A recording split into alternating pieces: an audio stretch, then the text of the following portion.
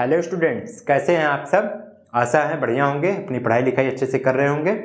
तो आज हम जो हमारा एंशिएंट हिस्ट्री का क्विक रिवीजन सीरीज है, ठीक है, उसके पार्ट 2 के बारे में डिस्कस करने चल रहे हैं। पार्ट 1 क्या था, प्रमुख साहित्यिक रचनाएं, जो टॉपिक है उसी का पार्ट 1 इसी चैनल पर अपलोड हो चुका है। अगर आप उसको अब तक नहीं देखे हैं तो उसको जाके पहले देख लीजिए, फिर इसके बाद पार्ट 2 पर आते हैं। ये टॉपिक है कि प्रमुख साहित्यिक रचनाएं, इसमें रचना होंगी, ठीक है, जो एंशिएंट हिस्ट्री की रचना है, प्राचीन इतिहास की रचना है, उसके रचनाकार कौन से हैं और वो रचना है किसके बारे में, ठीक है, किसके बारे में, कौन से शासक के बारे में या किस वंश के शासन के बारे में है, ये सब इसमें डिस्कस किया जाएगा। तो चलिए चलते हैं अब अपने पहली रचना पर। पहली रचना हमारी क्या है, नीति सार।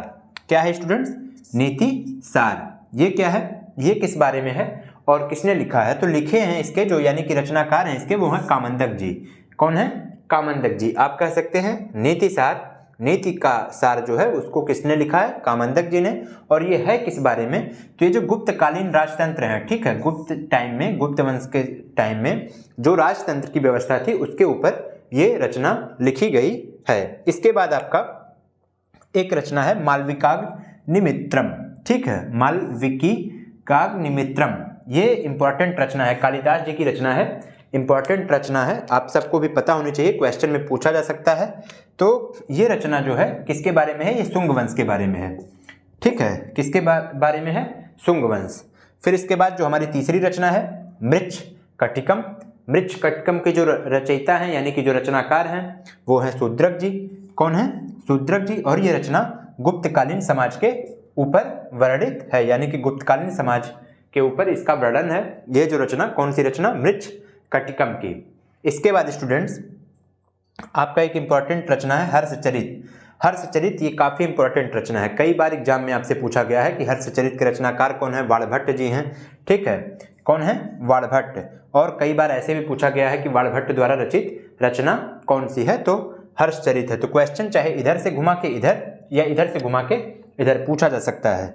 तो ये किस बारे में है, ये जो हर्ष की उपलब्धियां हैं, ठीक है, जो हर्ष शासक थे इनकी उपलब्धियों का वर्णन है। नाम से भी लग रहा है कि हर्षचरित, हर्ष के चरित्र की रचना, यानी कि ऐसा कुछ समझ सकते हैं आप, वाणभट्ट जी ने लिखा है। फिर इसके बाद आता है रामचरित, ठीक है, कौन सा, रामचरित। अब ये रामचरित मानस से आपको नहीं इसको लिंक करना है, वो गोस्वामी तुलसीदास जी की थी, वो तो प्रभु श्री राम जी के ऊपर रामायण जो है उसके बिहाफ पर बनाई गई है।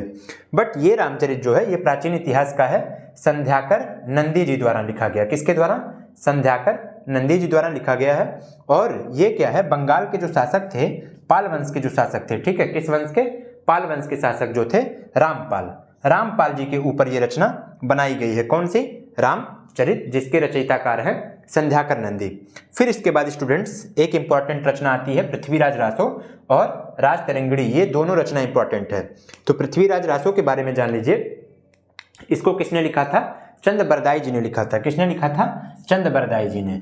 और ये है किसके ऊपर, तो ये पृथ्वीराज चौहान जी की उपलब्धियों के ऊपर है, ठीक है। आप इसको भी नाम से लिंक कर सकते हैं, पृथ्वीराज रासो चंद बरदाई जी द्वारा लिखा गया और ये पृथ्वीराज चौहान जी की उपलब्धियों के बारे में है। इसके बाद जो आपका लास्ट है, कौन सा है, राजतरंगिणी। कौन सा है स्टूडेंट्स, राजतरंगिणी। ये भी इंपॉर्टेंट है, इसके रचयिताकार हैं कल्हड़ और ये कश्मीर के जो राजवंश हैं, ठीक है, यानी कि कश्मीर के कौन से शासक थे, फिर उसके बाद कौन से थे, उसकी क्रमबद्ध जानकारी देता है। कैसी जानकारी देता है स्टूडेंट्स, क्रमबद्ध जानकारी देता है। तो ये अंतिम और इम्पॉर्टेंट रचना है। इसमें 2-3 रचनाएं बहुत इंपॉर्टेंट हैं, मालविकाग्निमित्रम है कालिदास जी की, फिर पृथ्वीराज रासो है, राजतरंगिणी है, हर्षचरित है वाणभट्ट की। वैसे तो इंपॉर्टेंट सब हैं, जिस हिसाब से अब कंपटीशन का टाइम चल रहा है स्टूडेंट्स, अब ये नहीं कहा जा सकता कि ये क्वेश्चन आपके लिए इंपॉर्टेंट है, ये क्वेश्चन गैर इंपॉर्टेंट है।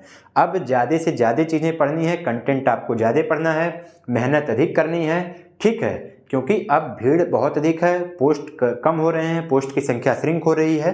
तो इस नाते अधिक से अधिक आपको पढ़ना है, ज़्यादा से ज़्यादा पढ़ना है। ये सब थोड़े से नॉन इंटरेस्टेड टॉपिक हैं, लेकिन क्वेश्चंस भी यहीं से बनते हैं, क्योंकि जो इंटरेस्टेड टॉपिक है वो तो अब हर कोई तैयार कर रहा है, ठीक है ना, वो तो अब पैटर्न हो गया, वो तो अरे एग्जामिनर भी जान रहा है, आयोग भी जान रहा है कि ठीक है ये लगभग सभी लड़कों का तैयार है। जो नॉन इंटरेस्टेड टॉपिक हैं वहाँ से क्वेश्चन बन रहे हैं। तो ये आपका पार्ट सेकंड था, यानी कि अब अगर हम कहें तो क्विक रिवीजन सीरीज में ये जो प्रमुख साहित्यिक रचनाएं थी, ठीक है, इसकी रचना, रचनाकार और विशेष तथ्य ये कंप्लीट होता है।